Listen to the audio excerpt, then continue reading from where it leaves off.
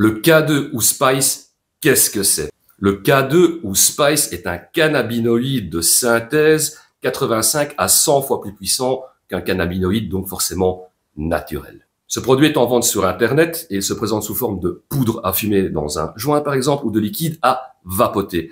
Et dans les sachets de poudre donc à fumer dans un joint, on a retrouvé des traces d'autres végétaux du type laitue. Ne me demandez pas pourquoi de la laitue, je n'en sais rien, l'info elle est là. Quant au liquide à vapoter, c'est pas terrible pour la santé parce qu'il y a plein de composés chimiques qui sont présents donc dans le liquide et une fois qu'on les ingère, ça peut être très toxique, forcément, pour la santé, pour l'organisme en règle générale. Quant aux effets, il y en a qui parlent d'effets relaxants, sédatifs, d'autres parlent d'un effet tout à fait et uniquement euphorisant. Quoi qu'il en soit, on peut considérer ce produit comme, je vais lire ça comme ça, un cannabinoïde sous stéroïde, tout simplement parce qu'il est beaucoup trop puissant. Alors pour la petite anecdote, la création donc de ce cannabinoïde de synthèse, c'est une expérience gouvernementale américaine qui, on peut le dire comme ça, se répartit un petit peu en cacahuètes. Les recherches sur ce cannabinoïde de synthèse ont commencé dans les années 80.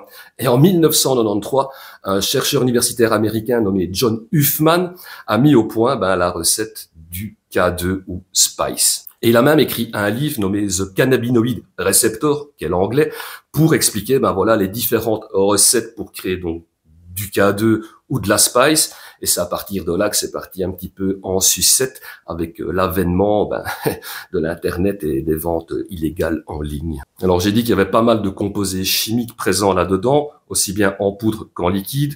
Et un de ces composés, c'est l'AMB-fubicana, qui est un dérivé de l'AB-fubicana, qui n'est autre qu'un antidouleur. C'est pour vous dire déjà, à la base, c'est quand même, c'est pas terrible la composition de ce machin, quoi. Les effets secondaires du K2 sont assez proches de ceux du THC naturel, mais voilà, les effets sont encore pires. Il y a une petite liste qui va, qui va arriver là tout de suite, quoi. Il peut y avoir de solides cauchemars, de grosses transpirations, de la diarrhée, des vomissements, des tremblements, des maux de tête, une fatigue extrême, de l'insomnie, des difficultés à penser clairement, une perte d'intérêt complète pour d'autres activités, de solides pertes de mémoire, de la confusion. Certains consommateurs ont même parlé de paralysie temporaire.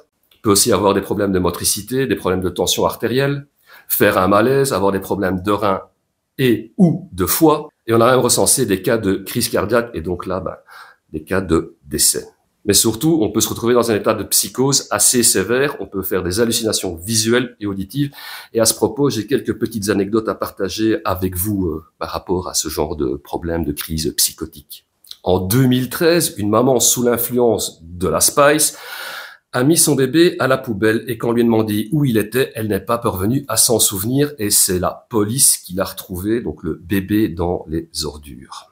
En 2011, un adolescent, forcément sous l'influence de la K2, a tiré sur 2 responsables de son école avant de mettre fin à ses jours. Et pour finir, un jeune de 21 ans, toujours sous l'influence de la K2, a tranché sa gorge et c'est sa maman qui était heureusement présente au moment des faits qui est parvenue à maintenir l'hémorragie en attendant les secours. Pour conclure cette vidéo, si un jour on vous en propose, prenez vos jambes à votre cou et fouillez.